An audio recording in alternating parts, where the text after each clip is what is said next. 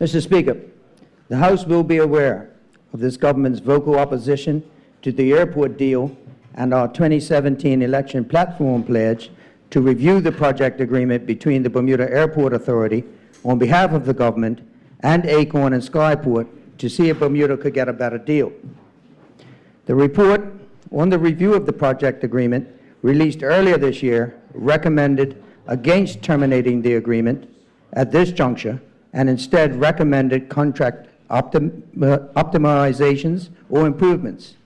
One such contract improvement is passenger traffic growth and revenue sharing. Mr. Speaker, I will update this House on progress at the airport in the upcoming months. However, today I wish to speak specifically about passenger traffic growth and airline incentives. Airline incentives are tools used to assist airlines with establishing new air routes or expanding existing services, and they help to mitigate an airline's financial risk associated with this activity. For many years, and up until recently, the government, either directly or indirectly via the former Department of Airport Operations, has provided airline incentives in the form of minimum revenue guarantee, also known as MRG. This involved making direct cash payments to airlines to guarantee a predetermined profit margin. Honorable members may recall that the former Progressive Labour Party government used MRGs as a means by which to grow air service development and to complement the expansion of tourism markets for Bermuda. Flights which have become a mainstay of our air traffic originated with a robust and ultimately very successful air service development program. Mr. Speaker, airport promotion and development is a complex matter that involves a detailed understanding of airline economics, market analysis, and a firm grasp of the operational and competitive environments that drive airline decision-making.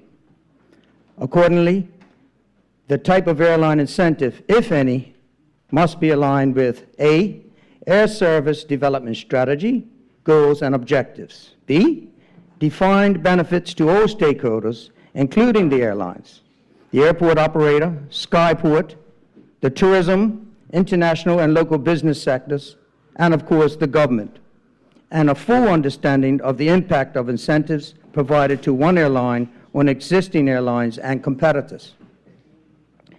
Mr. Speaker, the desired outcome of airline incentives is for the airline to succeed in starting a new service or expanding an existing service with a defined time frame, and not to continue indefinitely. The air service needs to be sustainable and commercially viable without an airline incentive. Mr. Speaker, as of today, the government directly or indirectly does not provide any minimum revenue guarantees to airlines. Whilst I would like to fully disclose the details of previous revenue guarantee agreements in the interest of transparency, the commercial nature of these agreements, and specifically their contractual stipulations, prevent me from disclosing the specific details such as airline names, routes, and amounts. Mr. Speaker, there are several reasons why there are no longer any airline revenue guarantee agreements. First and foremost, as part of the airport deal, and since March 2017, Acorn and Skyport are now responsible for the marketing, business development, and planning to increase the volume of air traffic and passengers to maximize airport revenues. Mr. Speaker, it is important to note that Skyport receives 100% of the airport revenues from what each passenger pays in ticket fees and what each airline pays in landing, cargo, and fuel throughout throughput fees. Mr. Speaker, this is a deliberate term of the airport deal, which means that the revenue that used to come to the government of Bermuda, and therefore the taxpayers, now goes wholly and solely to Skyport. Mr. Speaker, when MRGs were the responsibility of the government of Bermuda, the responsibility to pay for them was, as you would expect, the government's.